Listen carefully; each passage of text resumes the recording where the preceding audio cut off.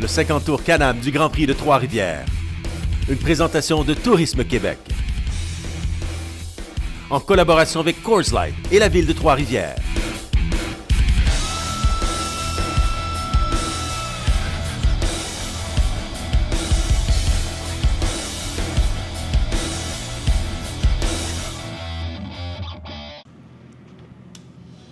Alors Marc, déjà cette finale du côté section voiture est débutée pour la division CXE. Et évidemment, il faudra surveiller encore une fois, comme d'habitude, les Karel Carré, les Jeff Kirouac, Maxime Lausier. Et est-ce que Oliver Solberg va être en mesure de pouvoir se reprendre, lui qui a été ennuyé par des problèmes mécaniques? Oui, Oliver Solberg qui fait partie de cette finale-là et qui a eu un excellent départ. Là, il se retrouve déjà 4e à la fin du premier tour et je crois qu'il partait en fond de grille. Il semble que Lausier et Jeff Kirouac sont ceux qui mènent, qui ont eu un très bon départ. Donc, ça va être excellent, cette finale. Maxime Lausier, le triple 5, qui passe devant le numéro 10, conduit par Jeff Kirouac. Il y a Simon Lausier qui est en mesure de prendre la 3e position. Karel Carré, Jean-Sébastien Bessner et Oliver Solberg. Décidément, c'est pas le Oliver Solberg auquel on a été habitué depuis le début du week-end. Par contre, François, là, et Solberg et Bessner ont déjà pris leur tour alternatif, alors que Karel Carré fait de même aussi. Donc, peut-être qu'ils seront très bien positionnés plus tard dans l'épreuve. Alors, Maxime Lausier qui, donc, réussit à prendre la position de commande dans cette finale division CXE chez les voitures, parce qu'il faut dire qu'il y a également les côte-à-côte qui font partie de la catégorie CXE. Et Lausier qui va compléter déjà, lui, son 2e tour. Une finale prévue pour 6. Oui, Maxime Lausier qui roule très bien, qui avait gagné sa semi-finale. Donc, il se retrouve en tête de la finale. Puis, il semble creuser l'écart sur Jeff Kirouac.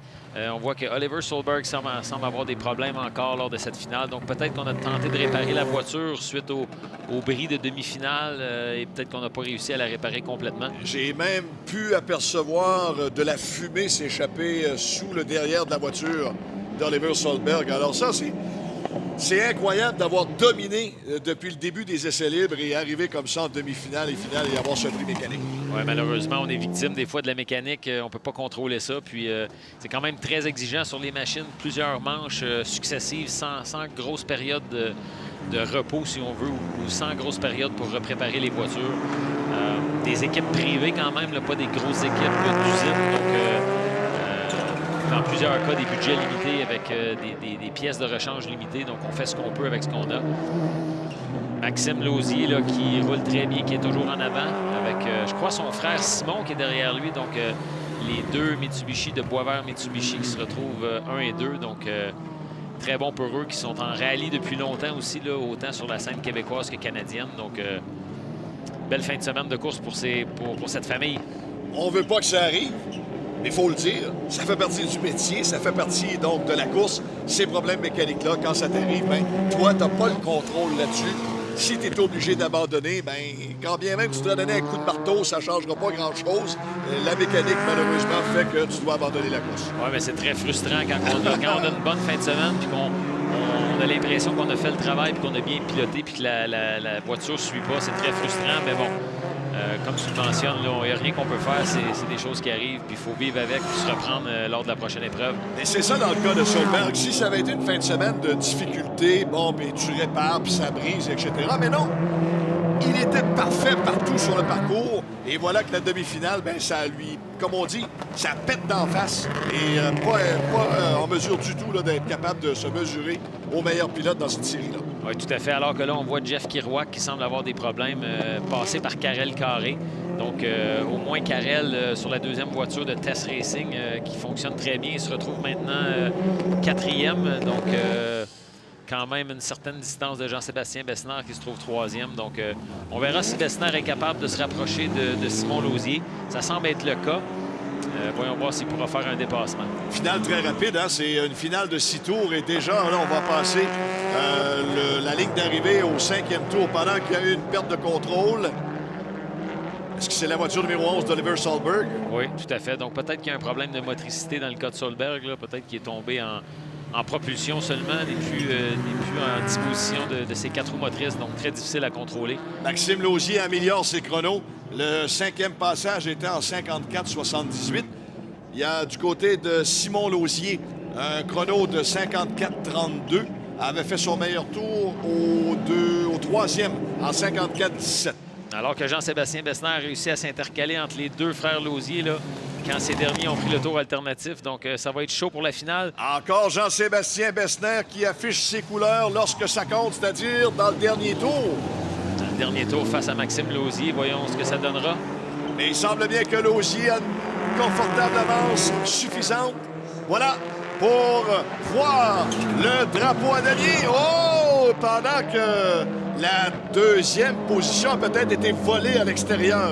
Oui, tout à fait. Je crois que tu as raison. Je pense que Simon Lausier a réussi à s'emparer de la 2e position à la toute fin face à Besnard, carrément sur le fil d'arrivée. Donc, très belle course de Maxime Lausier. Bravo. Très beau week-end pour lui. Je pense que ça avait peut-être été un peu difficile dans les conditions pluvieuses d'hier, mais très belle journée pour lui. Puis, très belle victoire à cette première édition pour le CXE au Grand Prix de Trois-Rivières. Est-ce que tu as vu le départ de Jeff Kerouac qui était caché à l'arrière et qui était arrivé décidément comme un train en avant-plan, mais c'était de courte durée parce que Maxime Lausier avait réussi à revenir à la charge. Tout à fait. Jeff Kerouac qui a eu de très bons départs aujourd'hui, puis n'a pas réussi à toujours concrétiser, là, mais semble bien maîtriser la technique des départs. Des histoires de famille, donc on en aura eu plus d'une sur le circuit du Grand Prix de Trois-Rivières parce que là, ce sont donc les frères Lausier qui vont prendre la première et la 2e marche du podium. Le 555 de Maxime qui termine en première position. Et on verra justement dans cette reprise le dépassement à l'extérieur de l'autre Lausier, Simon, la voiture numéro 2, qui tout juste, voilà, Maxime qui lui franchit le premier. Et regardez la voiture numéro 2. C'est Simon Lausier qui fait même des signes pour aller chercher la 2e marche du podium. Et Jean-Sébastien Besnard qui termine 3e, un cumulatif de 5,47-44. Karel Carré qui pourtant avait connu lui aussi une bonne fin de semaine. Malheureusement, le podium lui échappe. Oui, tout à fait. Donc, belle victoire encore, comme tu le mentionnes, pour Maxime Lausier. Puis des temps très serrés. C'est ce qui fait qu'on peut avoir une série dans ce temps-là qui est plus qu'intéressante. Tout à fait. Absolument. Voilà, on s'arrête pour la pause puisque c'était une première étape de franchise, c'est-à-dire la finale du côté des voitures. Dans quelques instants, la finale pour les véhicules côte à côte.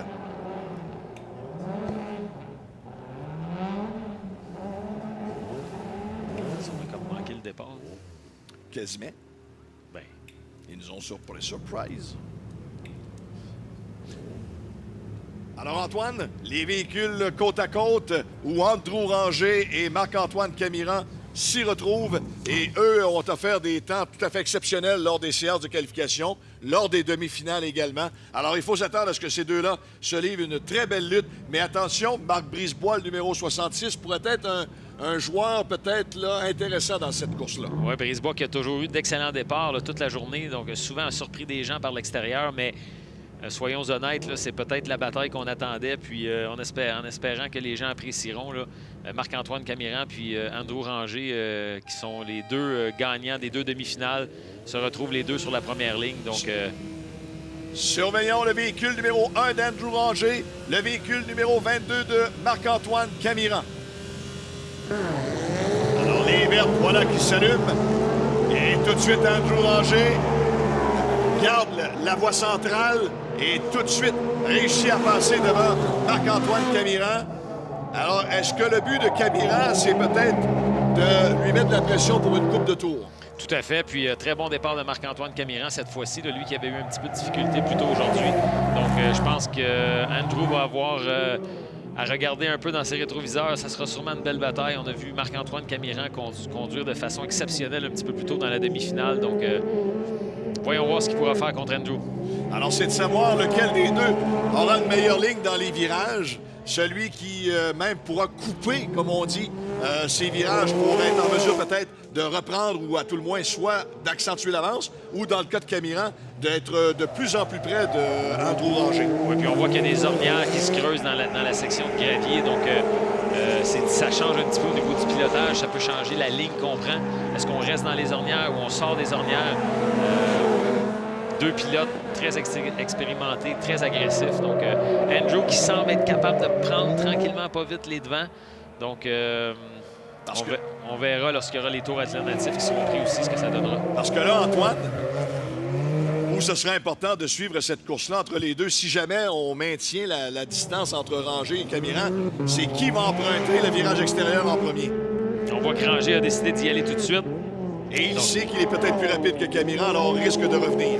Oui, il risque de revenir. Donc, Marc-Antoine Camiran se retrouve à l'avant. Donc là, son rôle, c'est d'essayer d'aligner les tours, puis essayer de creuser l'écart pour éventuellement peut-être tenter de faire son tour alternatif et de ressortir en avant. Ça va être difficile, mais il faut l'essayer. On rappelle, ça prend un minimum de 3 secondes,2, 3 secondes,3 pour être en mesure de ressortir en avance.